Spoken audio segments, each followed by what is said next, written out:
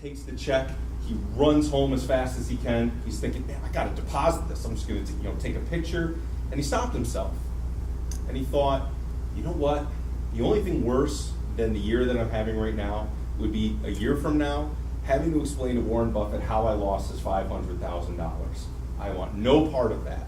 So he decided, you know what I'm gonna do to start? I've got some ideas, some things that I could work on. I'm going to take this $500,000 check and I'm going to put it in the safe behind my desk. And it's there for me. And then as soon as something goes wrong, I always have it.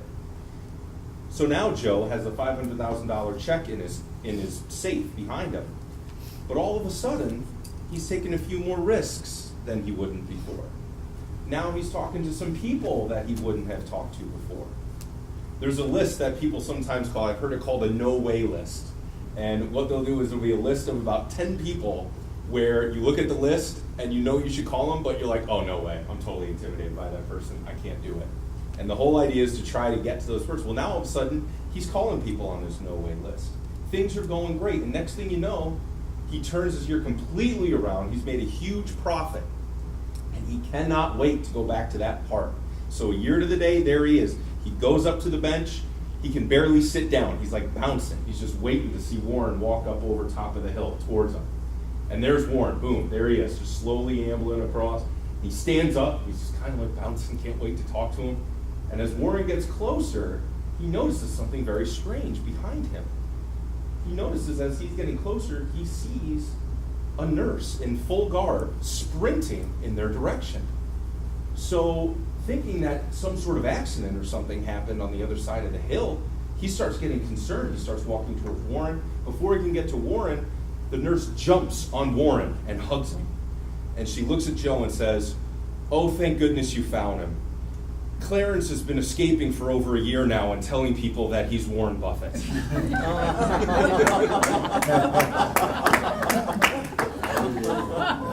So, we will get back to Joe in a second. But Doc asked me to come to you guys today and talk about self-improvement. And I've given talks on self-improvement before, but I wanted to do something different, give you guys some sort of value that you may not have gotten before. And so what I've seen, and self-improvement talks I've been to, have been very, very inspirational when I'm there. But I have found in my past that the enthusiasm sometimes seems to fade. Real world happens, life happens, things of that nature. And what I've learned, not only through the talks I've been to, but also my counseling background, my communication background, the relationships I have, I've realized that self-improvement, true self-improvement and change is not it's not an easy thing to come by. It's actually incredibly hard. I mean, something that's easy, making toast is easy, right? I could have someone teach me in 5 minutes to make toast, okay?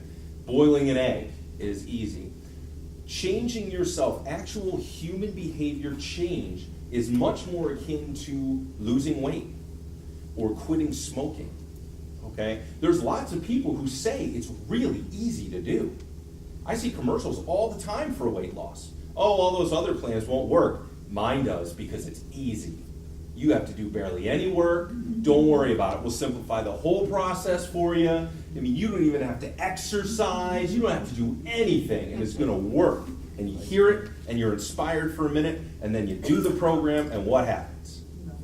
Either nothing, or it starts working, and then you can't keep it up, or you find out it's not a long-term plan, or whatever it is, and you fall right back into the same stuff you were doing before. Quitting smoking. You see the commercials. Quitting smoking isn't hard. Chew this gum. No problem. Oh, here's something that you can put in your mouth. It feels like a cigarette. No problem. Put this patch on. No problem. But yet, so many people I know have failed to quit smoking again and again and again. And the reason is they are not ready to change. Okay, so what we're going to talk about today, I'm going to try to put some tools in your toolbox to, when you hit those low points of the inspiration has faded, real life has returned. I want to help you understand where you are and how to get to where you need to go. And more from a why standpoint. Okay, a lot of times it's easier to understand these things when you know why things are happening. And so that's going to be my goal today. All right, so the first thing I want to start with is self-awareness. Okay? It is the key to any type of change. Okay? It doesn't help you to put blinders onto the world of where you are. Okay? And the one thing that you have to realize is when you are trying to change, human instincts are literally working against you. If you think about your everyday life, a lot of times, think about it when you were a kid, it's a lot more clear in that time frame for you. When you went to school, yeah, you wanted to learn that type of thing, but you didn't want to feel awkward, you didn't want to get embarrassed, you didn't want people to laugh at you, right? You had all of these things. You wanted to be popular, you wanted these because you did not want the struggles.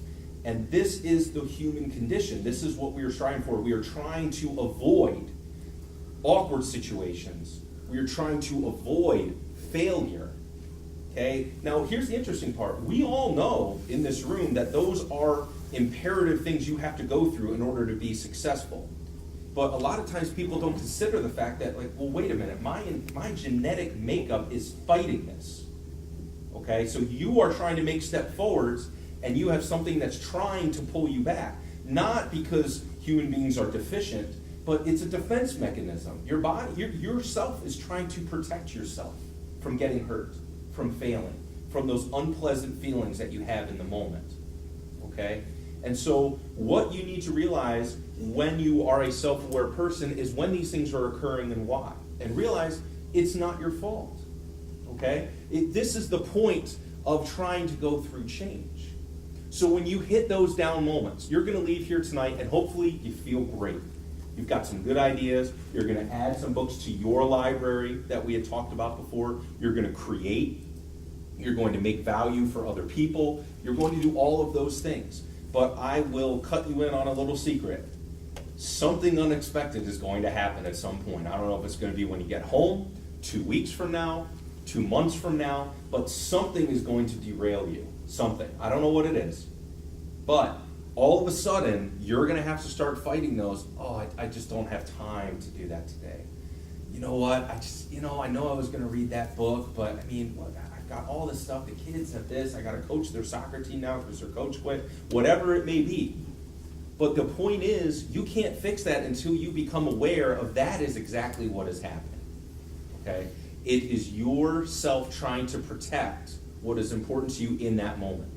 Okay? But your human condition is not focused on the future, it's focused on survival.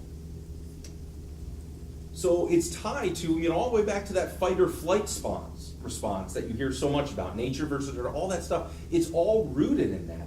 Now you can overcome it, but pretending it doesn't exist doesn't help. It makes you discouraged. It makes it feel like it's you.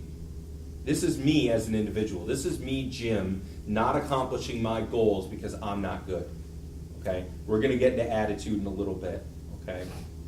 But the other thing that I want to make very clear to you guys when we go through this stuff is that when we're talking about this self-awareness, it's okay to go through the doldrums, but I really want you to make sure you have a mentor or somebody that you know that you can talk to about this stuff. All right? Call it my counseling background. But the quickest way for me to get out of a rut is to tell my wife about it. I don't even need her to tell me what to do. It's crazy. Now, for some people, it's not their spouse. Some people, it's their best friend. Some people, it's their nephew. If you're old enough, it could be a child of yours. Who knows?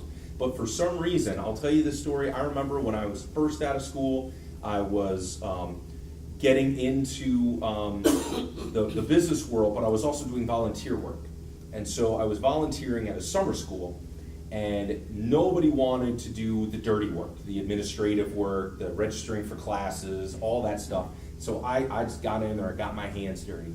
And I was registering people, and I was making class lists, and I was taking money and making change and, trying to figure all this stuff out. And later on that summer, there was an accounting mistake. And they couldn't figure out where some of the money was. Well, then they interviewed me, and I remember, quite frankly, because I had taken the money that was collected. I needed the money to turn into the school, but the office had already closed. And so, well, what am I going to do with this money? I can't get back into the building to give it to him tomorrow. And so I took the money with me, which, if anybody's taken a cash handling class, is the last thing you're supposed to do, right? I didn't know that. I was a 22-year-old kid who wanted to help. And so I just told him, well, no, I had it with me. I brought it home, locked it up in my house, brought it back the next day, and handed it to him. Well, whose eyes were on your cash when that happened? You know, how can you document what happened to this money? So now there's missing money, and I was the last one who had it, and I brought it home. Now, just to get to you, talk about in the doldrums at this point. I'm thinking they're going to arrest me or something. My life is over. And it was shocking when I told my wife the whole story, how much better I felt just getting it out there and having someone who I trust be there with me and share with me. It got me through it. It got me back to the board. I talked to them, and it ended up being no big deal. They found the money or whatever. But when you get to that point and you find out in your low point that there's somebody there that can bring you back, keep that name on your speed dial, on your favorites, wherever it is that you're going to find them, because it's important to be able to come back from something like that, and that really is a good way to do it. Okay? Now let's talk about attitude. Attitude is the gateway, all right? The gateway to getting to where you want to be, because what I was just telling you sounds bleak, right? Limitations, you can't help it. Instincts, right? You can't help instincts. If you sit, it's just like reflexes. If I sit on the bench at the doctor and I got my leg hanging there and they hit it, it's swinging. There's nothing I'm going to do about it. And here I am with a counseling degree telling you, you have instincts that are trying to protect you, and if you don't know what you're doing, they can limit your potential. But attitude is really what opens the door to everything, okay? Attitude, as defined, is a state of mind or feeling that is reflected in your behavior, okay? It really sets the table for everything. So your change is not going to happen with the wrong attitude. So when I talk about the limitations, the instincts, the things that we do, if I had a decent attitude, limitations are not limitations. They're opportunities for improvement. They are hurdles to jump over, and I am a hurdler.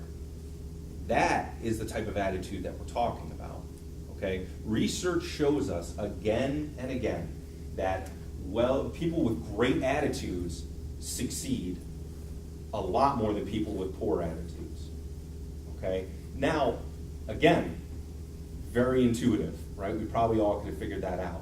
But the problem is, so many people are not aware that you are in control of that attitude. It is not the outside world. I had a gentleman who once told me, and it really, really makes you think, okay? The potato and an egg go into a pot of boiling water. One comes out soft, one comes out hard. It is not your surroundings, it's what's inside you that makes you who you are. Okay, and that is all about attitude. So you need to realize, and I'll be honest, I know all this stuff. I get a negative attitude sometimes. You can't help it every now and then. It just happens. Oh, the world is against me. What else could go wrong this week? This is awful. But you gotta be able to call yourself on it. That's the key. So if you call yourself on it, you're good to go. I always like to tell the story of, you're in a traffic jam, right? You've got two guys in the same traffic jam. One guy pounding on his horn, honking, yelling, screaming, flicking people off, all that stuff. You look at the car next to him, that guy has put the car in the park, reclined back, turned up his music, and he's having a grand old time. Same traffic jam. Same traffic jam. Somebody's going to be in a good mood when they get home. The other is not. Okay? Self-awareness. Be able to call yourself on your attitude. Okay? The other thing that you want to be able to do, once you have this good attitude, you've got to challenge yourself. There has to be challenges. When I was young and somewhat athletic, I was never coordinated, but I was always good at sports where if you were big, strong, and fast, you were good to go. And before they clashed seasons, one of those for me was I did play soccer. Now, the reason I bring this up is because there was a specific type of training that you would do in soccer, and it's called all different names, but the basic gist of it is we have 15 guys on a team. You got a line of 15 guys running at a jogging pace. And when you're the last guy in line, your job is to sprint as fast as you can to the front, okay? And then the next guy goes, then the next guy goes. And the first time we did this, my team, we learned a very valuable lesson from our coach who was in the line with us. He let us go once through the line. We got done to the last person. Now it's his turn to sprint. But before he goes up, he says, okay, is everybody comfortable with this pace? And we're all like, yeah, this is a good pace, coach. Good job. So what do you think the coach did? Whoo, boy, did we speed up. He got to the front of that line, and we were not in a comfortable pace anymore. Okay? So we learned at that time, and this is human nature. Man, we can't tell coach we're comfortable anymore. That guy's crazy. But think about it from a good attitude standpoint. Think about what he did for us. We were comfortable. We were more than happy to go with the pace we were going. Heck, we felt pretty good about ourselves. Look at us out running, and now I get to do a little sprint, good times. We weren't growing at all. We weren't building our endurance. We weren't building our speed. We weren't giving ourselves a chance to win. The coach brought us out of our comfort zone, and away we went. Okay, so my question to you is ask yourself, think about your job, your everyday duties. Are you comfortable with what you're doing? Are you comfortable? And if you are, step it up. Get going, get a sweat going. You should always be looking for that growth opportunity. And with a good attitude, it's not all bad. It's not all bad. I work with people when their goals go up, they get depressed. They think, gosh, wasn't last year enough? I beat my goals again. I'm thinking, why am I even hitting my goals? Every year they make it harder for me. But a different attitude says, oh man, I made a lot of money last year getting over my goal. Just think if I hit my goal this year. Look at all that loot sitting out there for me. Okay? Attitude's the foundation, but practice is important. Okay? Your behavior is important. Now the other thing to keep in mind is, remember I told you this stuff is going to be hard. I wish I could tell you you're going to go out tomorrow and everything's going to be fixed, but it's not. And so it's important for you guys to know you have to take small steps. Okay? It's not about that giant leap. Okay, if I just ran a 5K yesterday, I'm not going to be able to run out and do a marathon the following day. Now, that doesn't mean I can never run a marathon. But I better take some incremental steps to get there because A, it's not going to work. And B, if I run 3 miles one day and feel great and then try to run 26 the next day and quit after 17, what are the chances I'm going to try to run a marathon again? Low, right? Now, here comes that bad attitude again. Man, they said this racing stuff was easy. I did a race. I thought it was great. What's wrong with a marathon? Well, you just found out. So instead of setting yourself up for failure, set yourself up incrementally. This is how the human mind works. Baby steps. You have to see the success to improve your attitude. Because again, even though we wish we could all have a great attitude after every single failure, we've all failed. You all know that's not how it works. It really doesn't. And if you did, you had that one moment of weakness, that one moment of, oh, forget this. And then you called yourself on it, and you got better. Okay?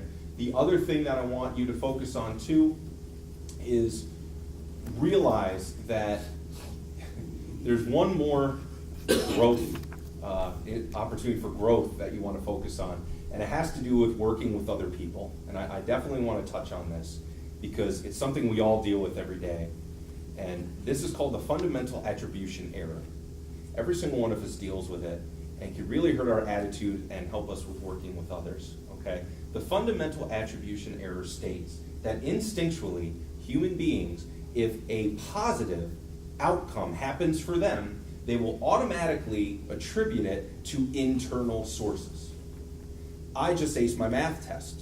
That's because I studied really hard. I worked really hard. I'm very, very smart. This was great. This is why that happened. The same fundamental attribution error also states that if a negative outcome happens for me, I will automatically associate it to external factors.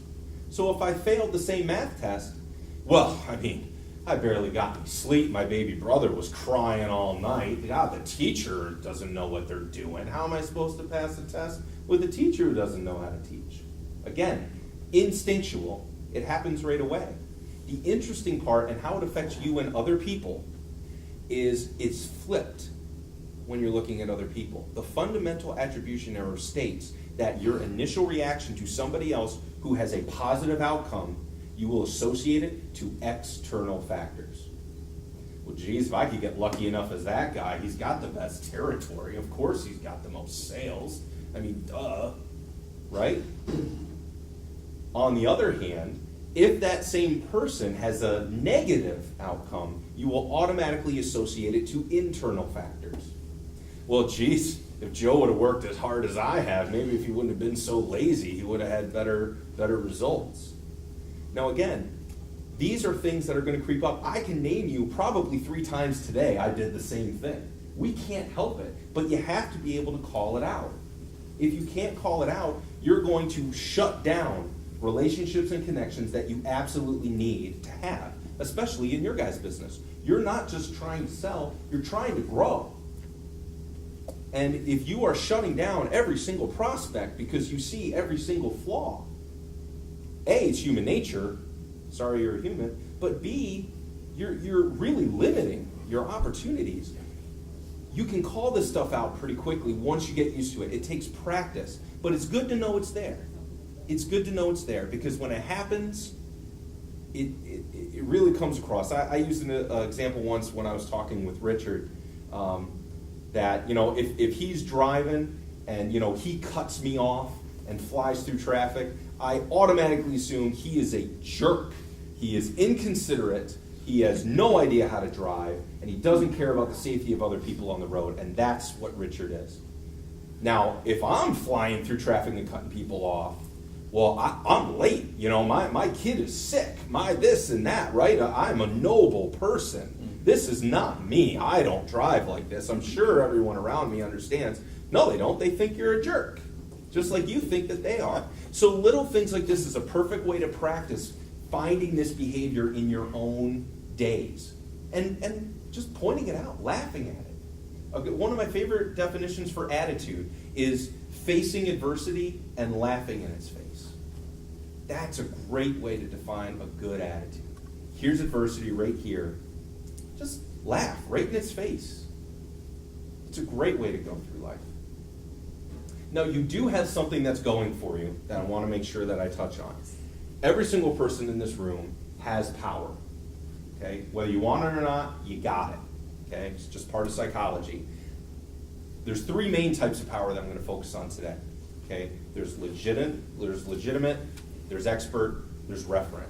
Legitimate is mainly just through position. Right now, I have legitimate power as a speaker. Now, it doesn't get me much. My legitimate power basically just keeps you guys quiet and lets me talk, right? It makes you polite. It doesn't mean you respect me. It doesn't mean you're listening to what I'm saying. But I do have legitimate power. I'm up here and you guys are quiet. Thanks, by the way. Okay? So, that's my legitimate power.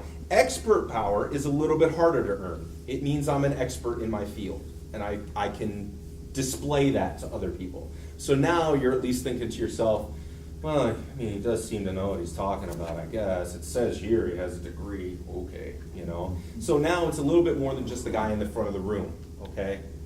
Referent power is the 3rd type of power, and it's the most important. Referent power is my attractiveness to you, and not as you would think, although that's obvious, right? No, in all seriousness, how much do you like me? Because that's really going to determine what you take from me. We know plenty of experts that we don't like or listen to. We know plenty of people that will stand in front of a room and we're not listening to them. But who do we give the benefit of the doubt to? The people we like, the people we trust, the people we want to be around.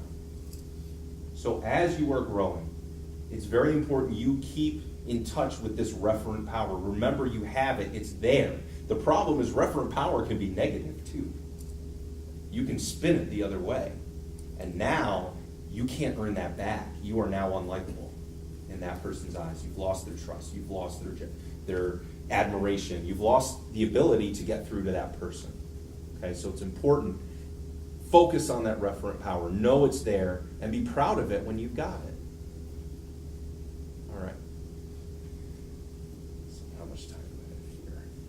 Okay. So, at this point, it's important to me to kind of get through to you guys exactly the challenge that you're up to, okay? And I like to do this by talking about, believe it or not, the American dream, okay?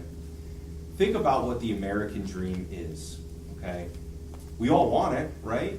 The American dream is, anything is possible, right? We can all achieve it. Now, the interesting part, as I was going through my schooling, is what exactly happens with the American dream, okay?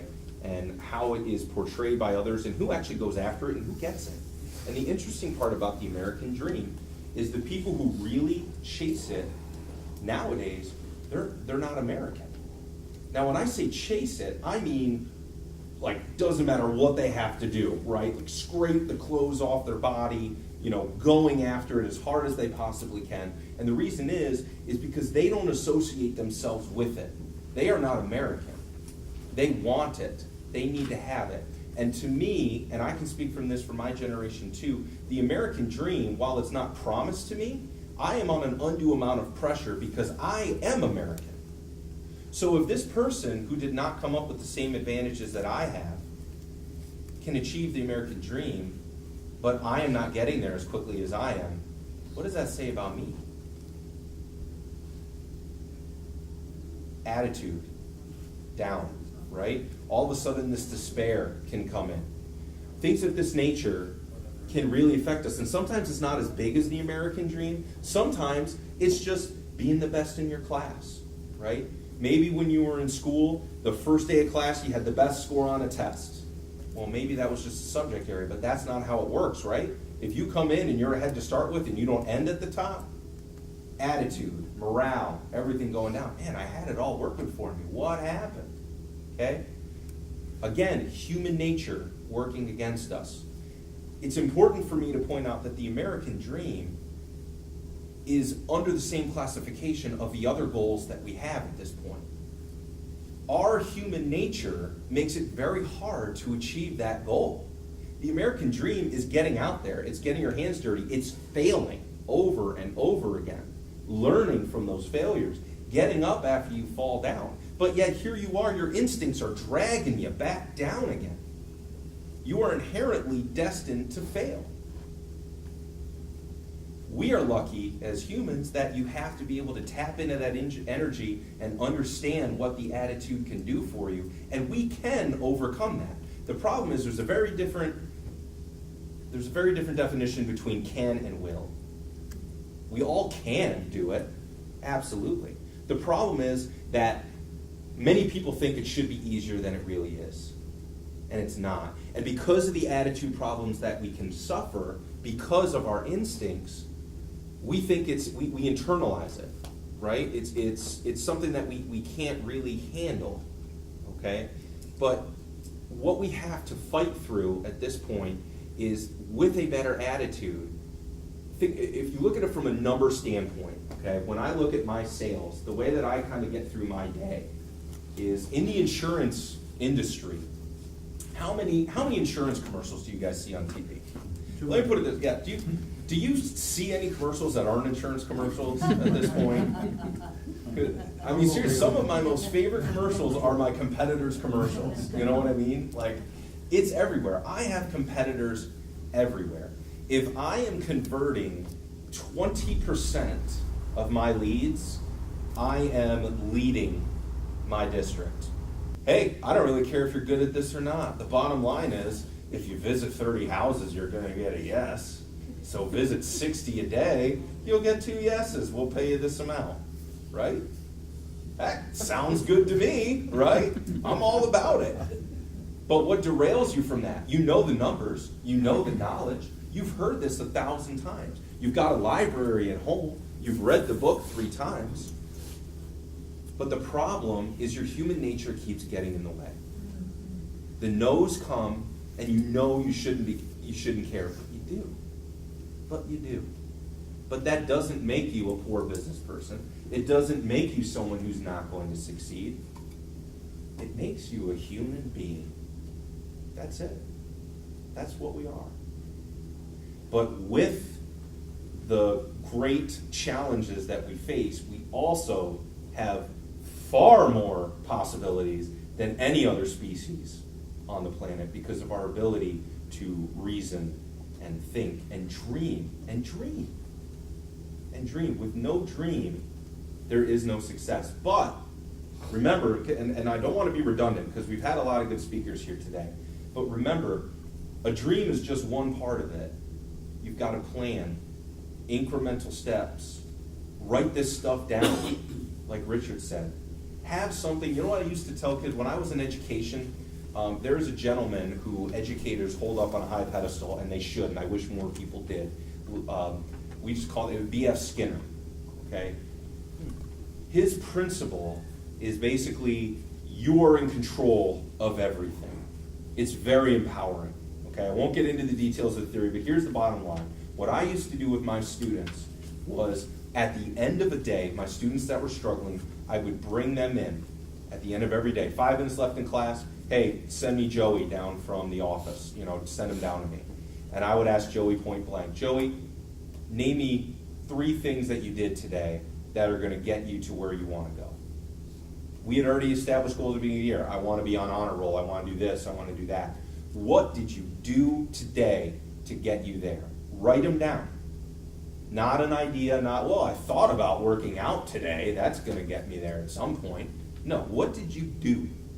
What did you do? And that was a good starting point, because if you tell somebody who doesn't have these things in their mind already to make a to-do list at the beginning of every day than they never have before, chances are they're not going to want to alter their behavior like that. But if you start with the result and you make somebody realize, oh my gosh, I just went through an entire day of my life and I didn't do a thing to get to my goals. I was busy all day. I didn't waste time. I didn't goof around. But my goals are A, B, and C.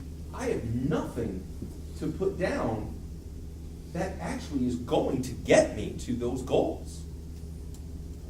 Well, guess what they're going to do on their own the next day? They're going to write down some things that they want to accomplish that day so that when they come down to see me at the end of the day, they don't have an empty board up anymore. It's human nature. Small successes. And you have to realize it yourself. Remember, just like with weight loss and quitting smoking, it doesn't matter what other people tell you to do. You have to internalize it. Right? Guys, girls, when you were young and you told your best friend to break up with their significant other because they were awful, how often did that work? It doesn't work, right? When did it happen? When they decided to do it. When they decided to do it. So really, that's what you guys are up against. That's what I'm up against every single day that I wake up. Am I ready to do this or not? And what do I have to do to make myself believe that I can do this? That is the key. Everybody's are different. I've given you a couple of my tricks today, okay? I do at the end of the day, I like to write down what I did to actually get to my goals. I do like celebrating no's because I think it's quirky and it gets me through the day, okay? Sometimes I even joke with my coworkers, like, man, I got too many yeses today. I'm going to have an awful couple days coming up, So it's important to get that attitude in check. And you guys all know what works for you and what doesn't. And if you don't, I want you to set up, you guys all have a mentor relationship that is there for you set up. But if you want another one or deeper, find it. Find it. I had a resource officer that I used to work with in the schools, and he could relate to kids like you would not believe. And my favorite thing that he would say to them, first and foremost, he had tons of referent power. He treated these kids as human beings. He did not act as a superior. He had the answers, but he didn't act like a know-it-all. But what he would say that got through to these kids when they would tell him, Officer Jackson, you don't understand.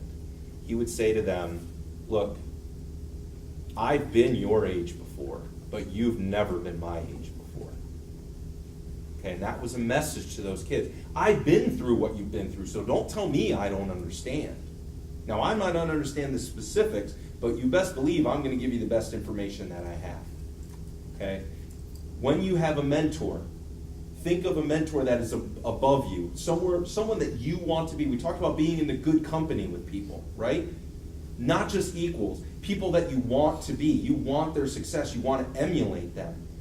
Guess what? They've been where you are, but you've never been where they are. Use it. Don't be afraid of it. Don't feel insecure and insignificant because they know more than you do. Use it. You don't think they did? They used and bartered and did everything they could. They stole other people's ideas. They used everything they could to get to where they are now, and they're going to tell you to do the same thing to them. Last thing I want to leave you with today is just an interesting way to think about just one more tool for your toolbox. There's a man, his name is Tony Benton. I believe he's in his 90s at this point, and he's been a politician in England forever, like since the World Wars, okay? Now, I don't necessarily agree with his politics, but he knows a lot about what he's talking about, and I've seen him in a documentary, and one of the points he makes is in any society, groups of people can be held down, and individuals can be held down. And the best way to do that is to create a society or people that are uneducated, unhealthy, and lack confidence.